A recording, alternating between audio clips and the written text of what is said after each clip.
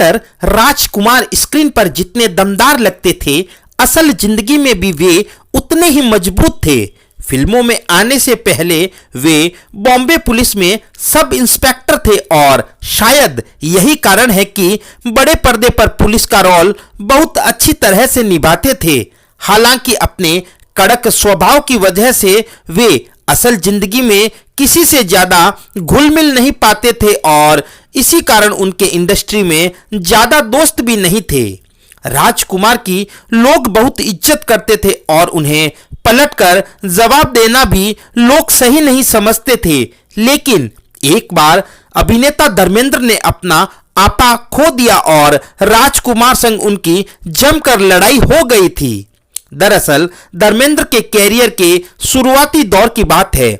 उस वक्त तक राजकुमार कई फिल्मों में काम कर चुके थे और एक्टर के तौर पर खुद को इंडस्ट्री में स्थापित कर चुके थे। राजकुमार और धर्मेंद्र ने साल 1965 की फिल्म काजल में एक साथ काम किया था। उस समय धर्मेंद्र अपनी हट्टी कट्टी बॉडी के लिए जाने जाते थे। इस फिल्म में धर्मेंद्र और राजकुमार मीना कुमारी के साथ काम कर रहे थे। फिल्म की शूटिंग के दौरान जब भी धर्मेंद्र सेट पर आते, राजकुमार उन्हें देखकर हंसने लगते थे और धर्मेंद्र समझ ही नहीं पा रहे थे कि आखिर वो उन पर हंसते क्यों हैं। धर्मेंद्र का भारी भरकम डील डॉल देखकर राजकुमार को वो पहलवान लगते थे। एक बार जब वो सेट पर आए तो उन्होंने प्रोड्यूसर से चुटकी लेते हुए कहा कि फिल्म में तुमने एक पहलवान को क्यों लिया है, तुमको एक्टर चाहिए या फिर पहलवान।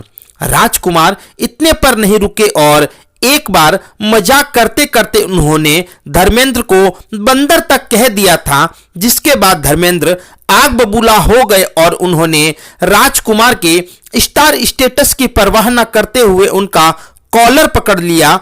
अगर उस समय वहां मौजूद लोग दोनों के बीच में नहीं आते तो बात बहुत आगे तक बढ़ सकती थी।